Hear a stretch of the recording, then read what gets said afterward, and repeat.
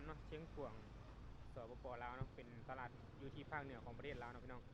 อันนี้ก็คือเป็นโซนขายหมักไม้เนาะพี่น้องเป็นหมักเกี้ยงทุเรียน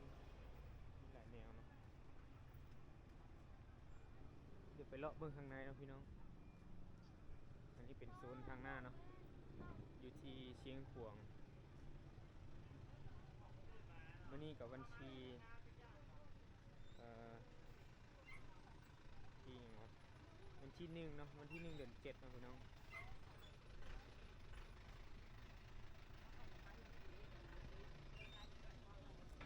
ในทุเรียนน่าจะเอามาได้ไทยคนพี่น้องโอ้นี่เซบัว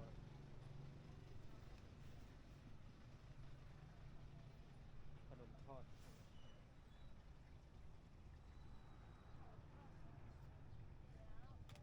กินซุป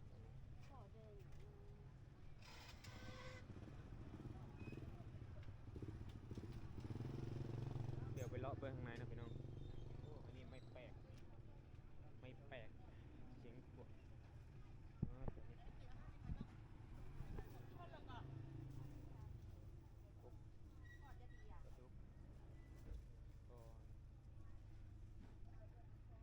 อาหารบ้านหลายนะพี่น้องเอาแม่มันมาเนี่ยเอ้ยโทรมาเนี่ยเดี๋ยวโทรแม่มันเนี่ยอาหารบ้านๆนะพี่น้องนี่ขายผักเผ็ดไปเลาะเบื้องข้างใน โดยดอกข้อรถแสนสี่ข้อรถแสนสามแสนสามก็มาตรงๆเนี่ยก็ต้องมีคนเงินชน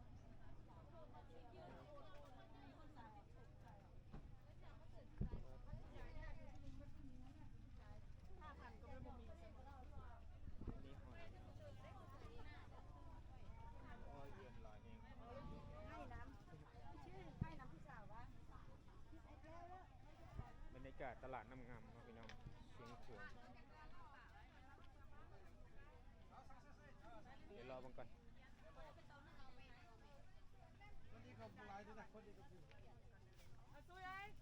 อาหารบ้านๆนะพี่น้อง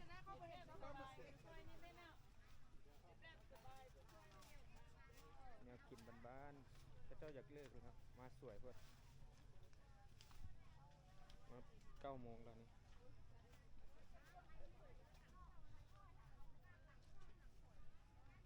อาหารเขาเจ้าก็เริ่มส่วนหลักเขาขายตอนเช้าเนาะเดี๋ยวเลาะเบิ่งกันนะพี่น้องเอาเลาะเบิ่งเดี๋ยวเราไปเบิ่งข้างในนำเนาะก็น่าไปจุดเกิดว่า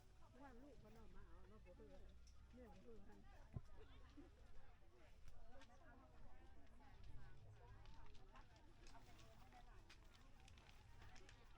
ซื้อได้กบนะตัวเนี่ยว่าตัวปูกบ กบมันหน้ามือไม่เขาว่าก บเป็นๆเลยบรรยากาศตลาดบ้านๆนะพี่น้องเป็นโซนเป็นขายพักอันนี้เ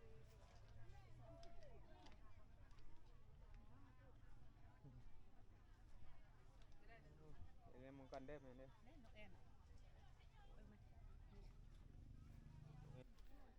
เพราะว่าพันเฮ็ดยังคาลัมน่ากินอยู่เนาะย่างมองกัน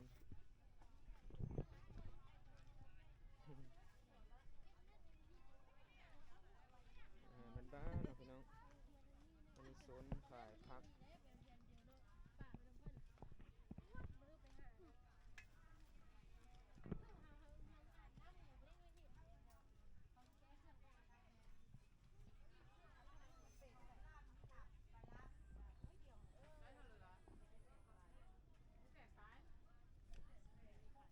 มีไส้อั่วนะพี่น้องหลายแห้ง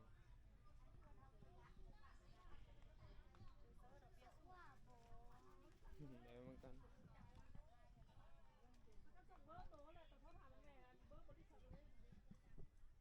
ส่วนเครื่องแห้งอันนี้พี่น้อง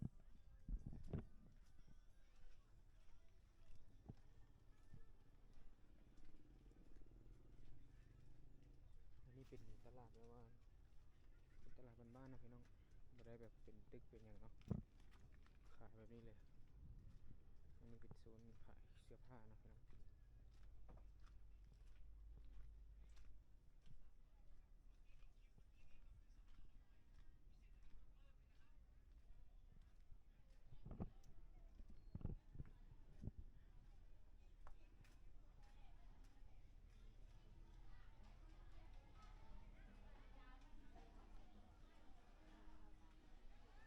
ตลาดเป็นบ้านเลยนะ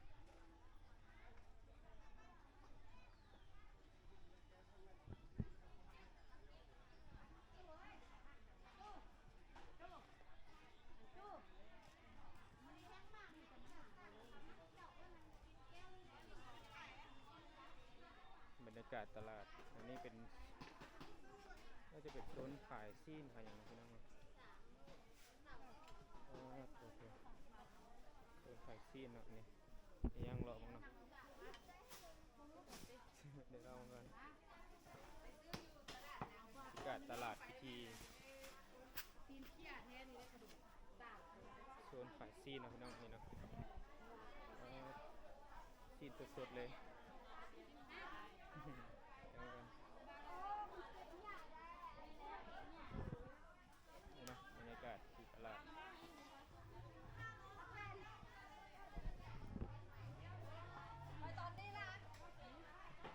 โซนขายซีนหมูอันนี้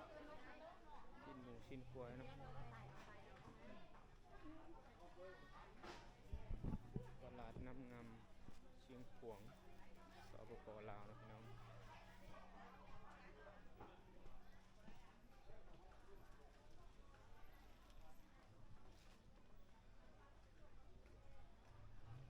เดี๋ยวเข้าไปนี่เลยนะ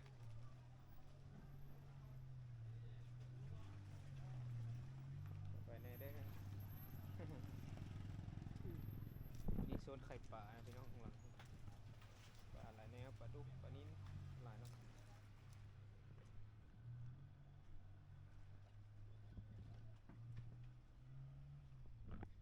อันนี้ก็เป็นโซนขายไก่ขายเป็นตัวแบบนี้นะพี่น้องขายเป็นแบบนี้เนาะ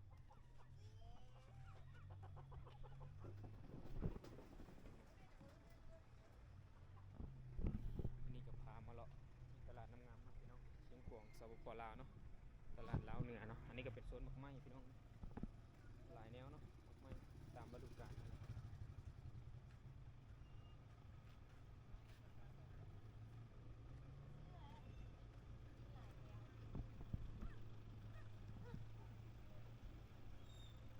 ตลาดน้ำงามเนาะพี่น้อง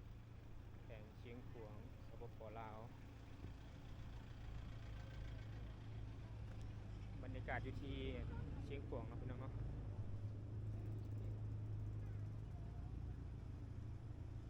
ตลาดลาวเหนือ